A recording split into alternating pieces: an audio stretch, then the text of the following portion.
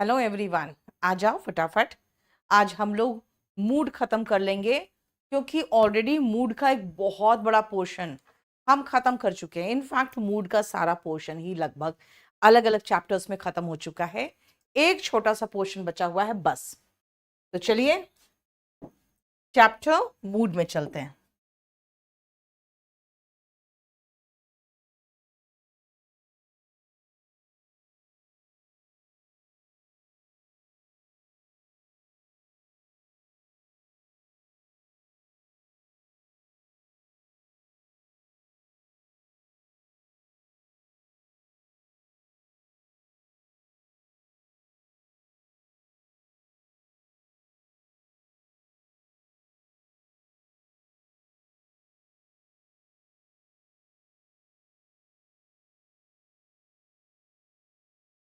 Mood क्या बताता है? ऑफ कोर्स मूड मूड बताता है ना। मूड क्या बताएगा कि आप किस मूड में हो, यानी क्या इंटेंशन है आपका, क्या मोटिव है, आप जो बात कह रहे हो वो किस मोटिव से कह रहे हो। अब आ जाओ, अगर हम मूड की बात करते हैं तो हम इसके पहले अब टाइप्स में चलते हैं।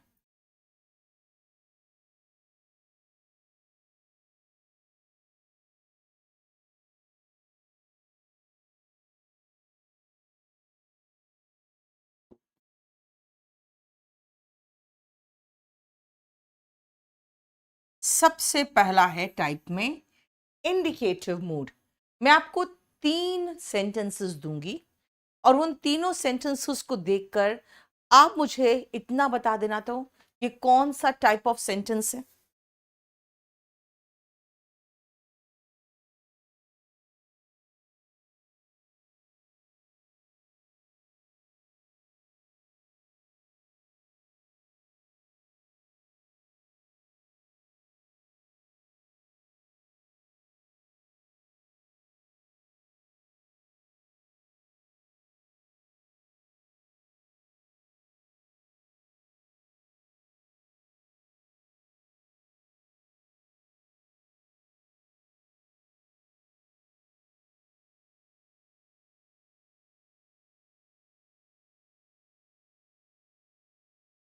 इंडिकेटिव मूड में जरा आप देख के मुझे बताओ तो ये कौन सा इंडिकेट कर रहा है, क्या इंडिकेट कर रहा है बताओ तो।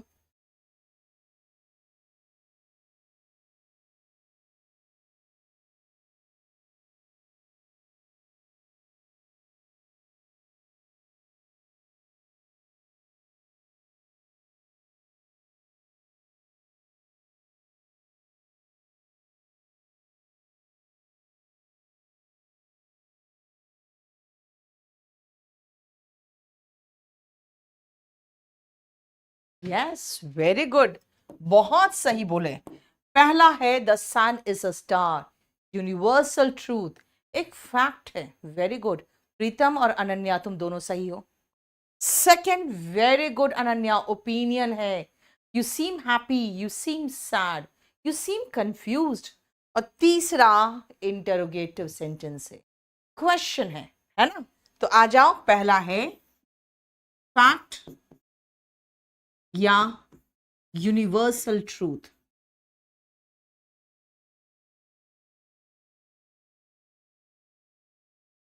दूसरा यू सीम हैप्पी, ये मेरा ओपिनियन है। एंड आर यू अनवेल, बेटा ये क्वेश्चन है। ये देख लो, ये क्वेश्चन यानी इंटरोगेटिव सेंटेंस है। पूजा, ओपिनियन का स्पेलिंग सही करो बेटा। राइट, पहला है हमारा इंडिकेटिव मूड। अब आ जाओ वापस नरेशन में। यूनिवर्सल ट्रूथ और फैक्ट का कोई हमारा चेंज टेंस में नहीं होता है, आपको पता है नरेशन में। Are you unwell, are you unwell के बाद हमने एक गलती की कि क्वेश्चन मार्क तो लगाया ही नहीं। ये इंटरोगेटिव सेंटेंस है, आपको पता है इंटरोगेटिव सेंटेंस में अगर डब्ल्यू एच फैमिली वाला होता है तो कोई कंजंक्शन नहीं लगता है, डब्ल्यू एच फैमिली नहीं होता है तो इफ या वेदर लगता है। ये आप ऑलरेडी जानते हो, है ना। नेक्स्ट आओ टाइप, मूड के जो मैं टाइप्स बता रही हूं, दूसरा है इम्परेटिव मूड। इम्परेटिव मूड में हम क्या क्या इंडिकेट करते हैं वो आप एग्जाम्पल देखो और मुझे बताना। तो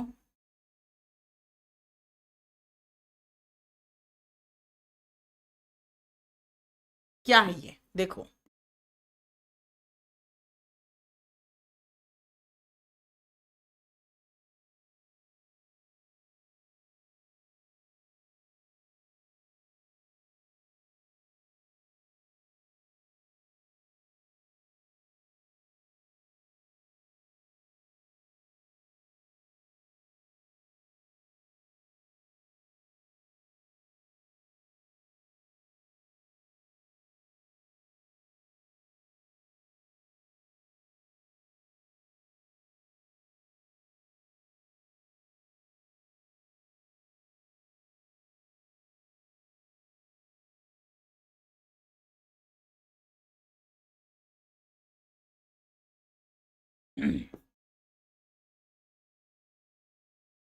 देखो बताते जाओ। Very good Himanshu, Ananya, very good.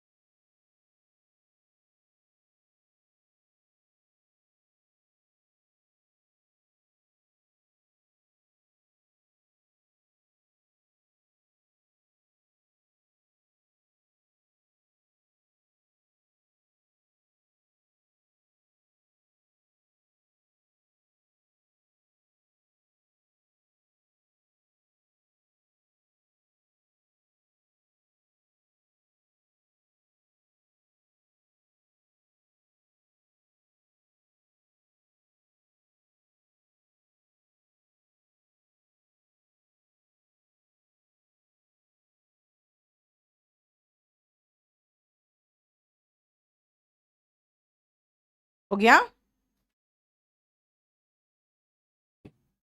Get out, बाहर निकलो। क्या ये ऑर्डर है?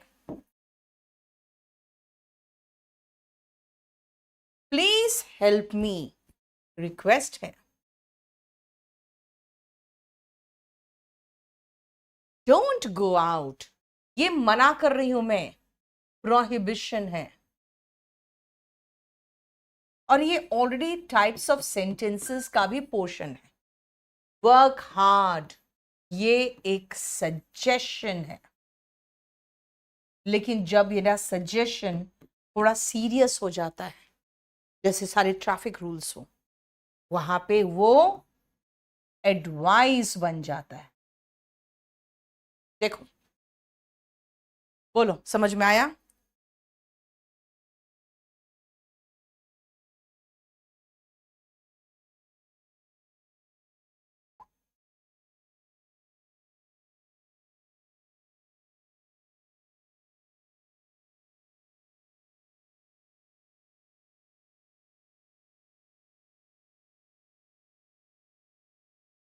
क्लियर? तो ये ऑलरेडी हम ऑप्टेटिव सॉरी, ये हम ऑलरेडी टाइप्स ऑफ सेंटेंस में पढ़ चुके होते हैं। तो इसीलिए ये फिर से क्या हो रहा है, तो सिर्फ रिपीट हुआ है। तीसरा जो है ना, वहां पे आधा पोर्शन है जो नया है, कोई चीज जो आप पढ़ोगे। And that is third one, subjunctive mood।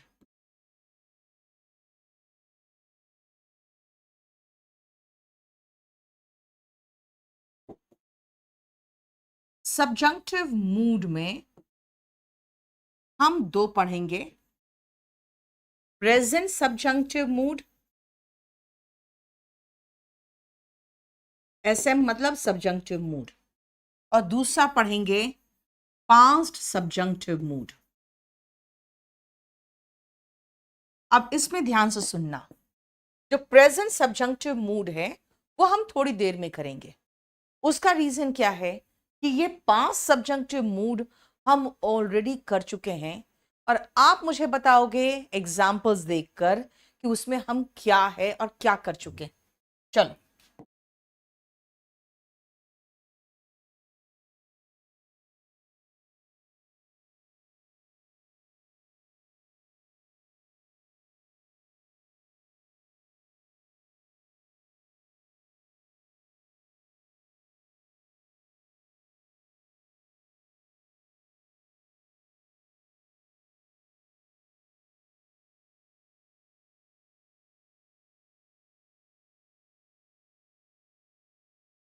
अब मुझे बताओ यहां पे आप क्या पढ़े, ये दोनों एग्जाम्पल से क्या पता चलता है?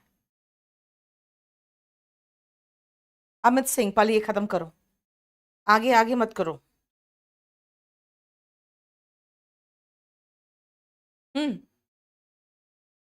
पास्ट सब्जंक्टिव मूड में यस, कंडीशनल सेंटेंस नहीं है हिमांशु, ये सब्जंक्टिव मूड में यहां बता क्या रहे हैं, ये प्रेजेंट इम्प्रोबेबिलिटीज बता रहे हैं।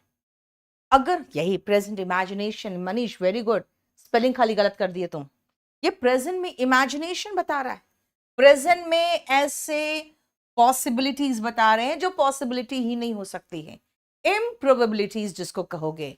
यहां पे हम प्रेजेंट का प्रेजेंट इम्प्रोबेबिलिटीज बताएं।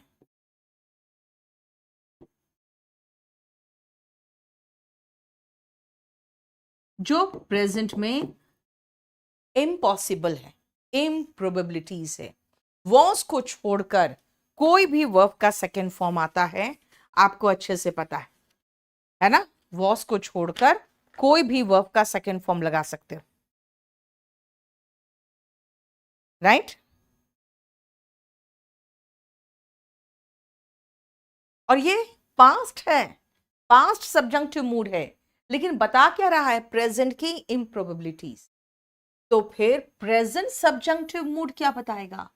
ये बताएगा इनडायरेक्ट, डायरेक्ट नहीं इनडायरेक्ट सजेशंस,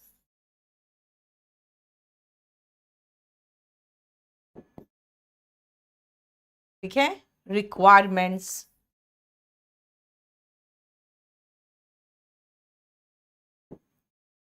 आप कह सकते हो इनडायरेक्ट सजेशंस एंड रिक्वायरमेंट्स। मैं सीधा सीधा आपको कहूं वर्क हार्ड, मैं सीधा नहीं कह रही हूं, मैं आपके पापा से कह रही हूं कि मैं सजेस्ट करती हूं ये लड़की और ये लड़का मेहनत करें, यानी मैं डायरेक्ट सजेशन नहीं दे रही हूं, मैं इनडायरेक्ट सजेशन। और यही पोर्शन है थोड़ा सा जो आपको मुझे पढ़ाना है, ठीक है, क्योंकि बाकी हम सब ऑलरेडी किसी ना किसी पार्ट में कर चुके हैं। चलो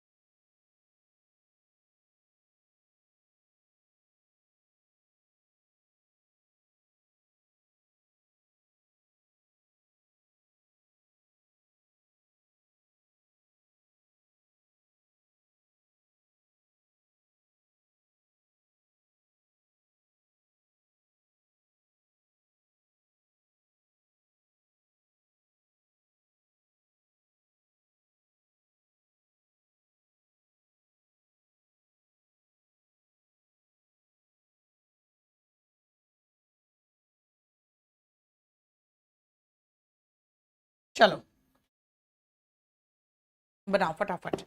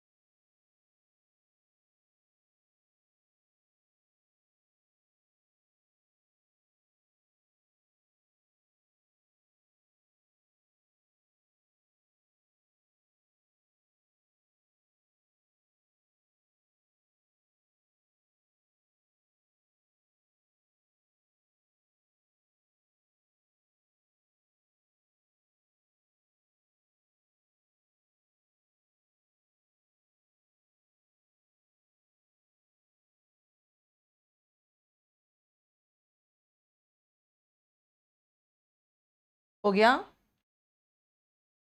देखो तो।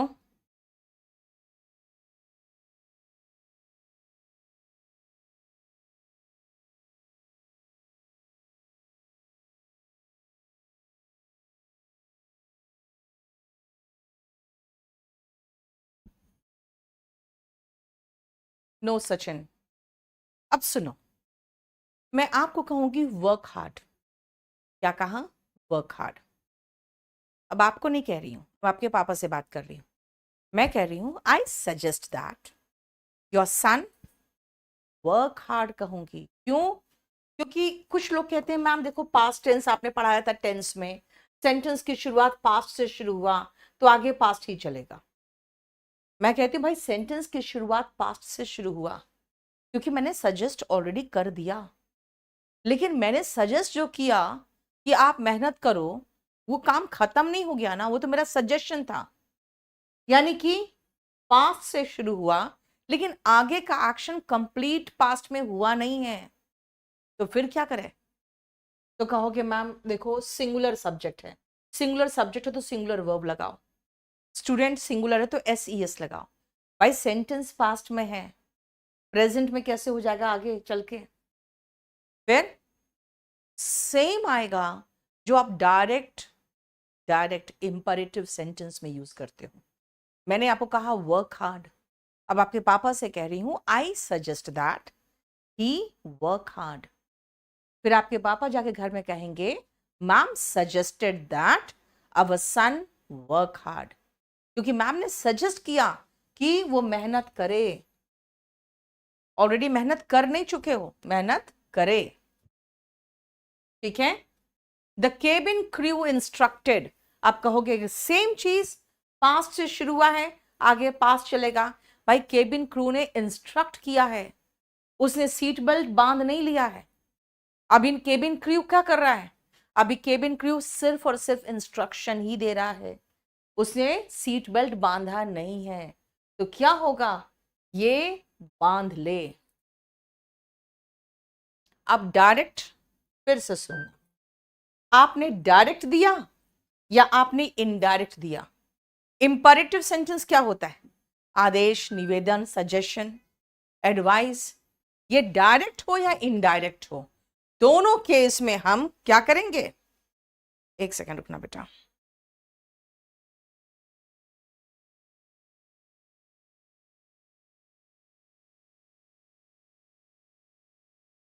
एक सेकंड रुकना।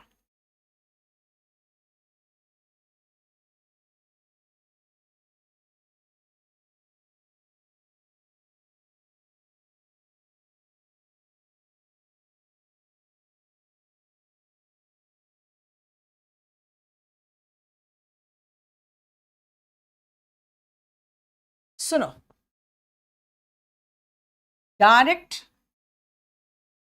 ऑर्डर दे रहे हूं, डायरेक्ट रिक्वेस्ट कर रहे हो, डायरेक्ट एडवाइस दे रहे हो, ओके फाइन।